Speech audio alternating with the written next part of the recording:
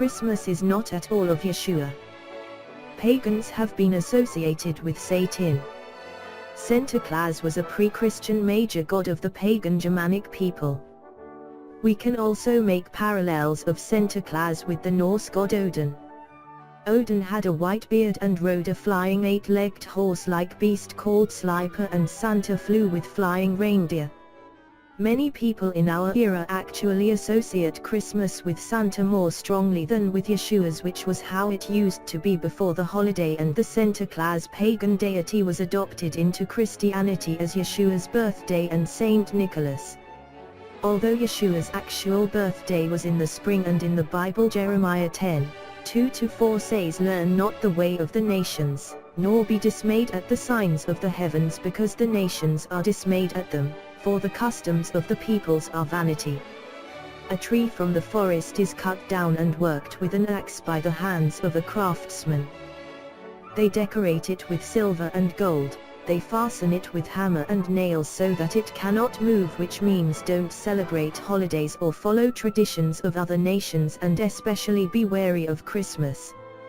In a way, many non-Christian deities survive and are worshipped today and are incorporated into the original form of Christianity. The Bible does not tell us to keep any holy day in the 11th month or in December other than the Sabbath on Friday sundown till Saturday sundown, and the festival of dedication known as Hanukkah.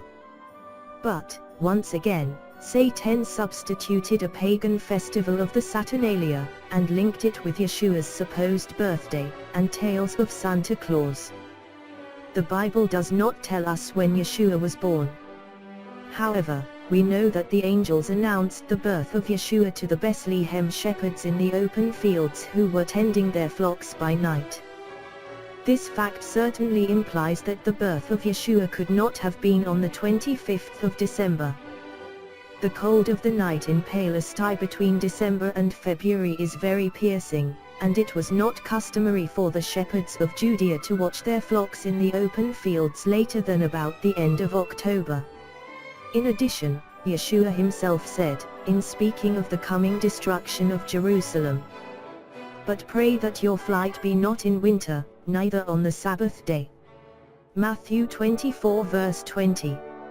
Obviously, Yeshua understood that the winter time in Palestine was harsh enough to make traveling difficult and uncomfortable.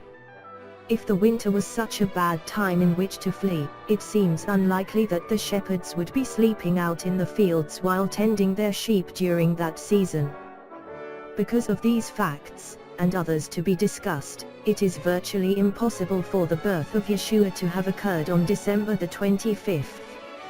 No such festival as Christmas was ever heard of until the 3rd century, and not until the 4th century was far advanced did it gain much observance. Long before the 4th century, and long before the Christian era itself, a festival was celebrated among the heathen, at that precise time of the year, in honor of the birth of the son of the Babylonian Queen of Heaven, and it may fairly be presumed that, in order to conciliate the heathen, and to swell the number of the nominal adherents of Christianity, the same festival was adopted by the Roman Church, giving it only the name of Yeshua. This tendency on the part of Christians to meet paganism halfway was very early developed. It is beyond doubt that Christmas was originally a pagan festival. The time of the year and the ceremonies with which it is still celebrated, prove its origin. Isis, the Egyptian title for the Queen of Heaven, gave birth to a son at this very time, about the time of the winter solstice. The term Yule is the Chaldee, Babylonian, name for infant or little child. This pagan festival not only commemorated the figurative birthday of the sun in the renewal of its course, but it also was celebrated, on December the 24th, among the Sabaeans of Arabia, as the birthday of the Lord Moon. In Babylon, where the sun, Baal, was the object of worship, Tammuz was considered the incarnation of the sun. In the Hindu mythology, which is admitted to be essentially Babylonian, this comes out very distinctly. There, Surya, or the sun, is represented as being incarnate, and born for the purpose of subduing the enemies of the gods, who without such a birth, could not have been subdued. Ibid, page 96.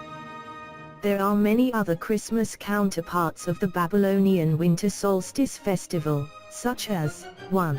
Candles lighted on Christmas Eve and used throughout the festival season were equally lighted by the pagans on the eve of the festival of the Babylonian god, to do honor to him. 2.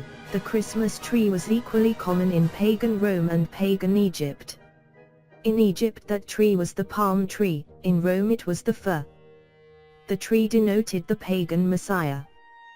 The mother of Adonis, the sun god and great mediatorial divinity, was mystically said to have been changed into a tree, and when in that state to have brought forth her divine son. If the mother was a tree, the son must have been recognized as the man of the branch. The Yule log was considered the dead stock of Nimrod, or Tammuz, depending on the specific nation involved, deified as the sun god, but cut down by his enemies. The Christmas tree is Nimrod revived, the slain god come to life again. The Yule occultic colors are red and green. The mistletoe branch symbolized the man, the branch, and was regarded as a divine branch, a corrupt Babylonian representation of the true Messiah. Both mistletoe and holly were considered fertility plants by the pagans.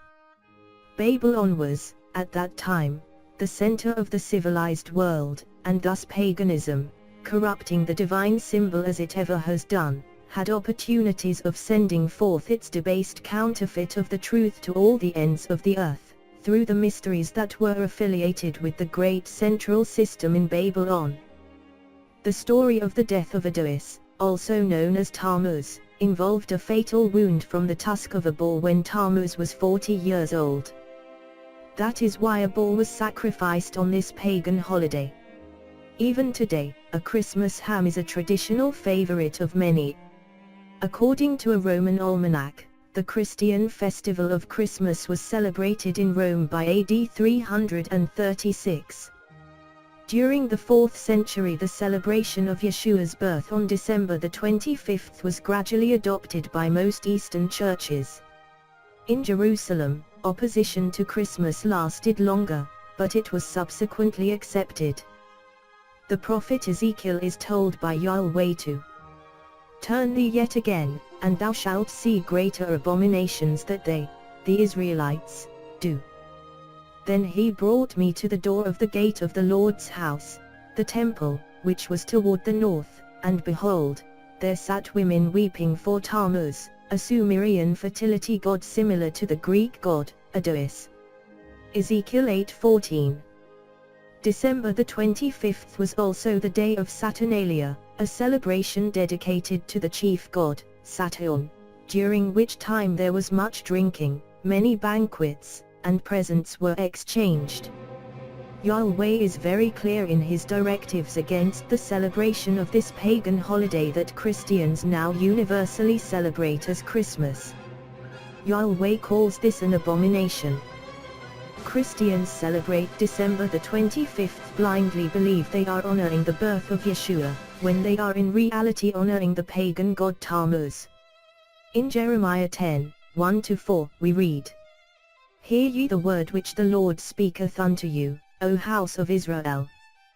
Thus saith the Lord, Learn not the way of the heathen, and be not dismayed at the signs of heaven, the queen of heaven, Isis, worshipped by the heathen, for the heathen are dismayed at them. For the customs of the people are futile, for one cuts a tree out of the forest, the work of the hands of the workman, with the axe. They decorate it with silver and with gold, they fasten it with nails and with hammers, that it move not. There could be no more specific description of a present-day Christmas than this. Yahweh says, don't do it. This is paganism. All of these pagan traditions collided with Christianity during the 4th and 5th centuries, when hundreds of thousands of Romans were accepting Christianity. Their old pagan customs and beliefs were blended into this developing Christianity, and such concepts as the Madonna and mother and child idea, not to mention the decorating of a tree, became very popular at Christmas time. Please repent now and pray for forgiveness and observe and keep the Sabbath holy, which is from Friday sundown until Saturday sundown, and observe your ways holy feast days. And spread the true gospel of Yeshua. And learn more at followyeshuanow.com, and please also download the ebook, The True Christian's Guideline. Remember that it is constantly being updated.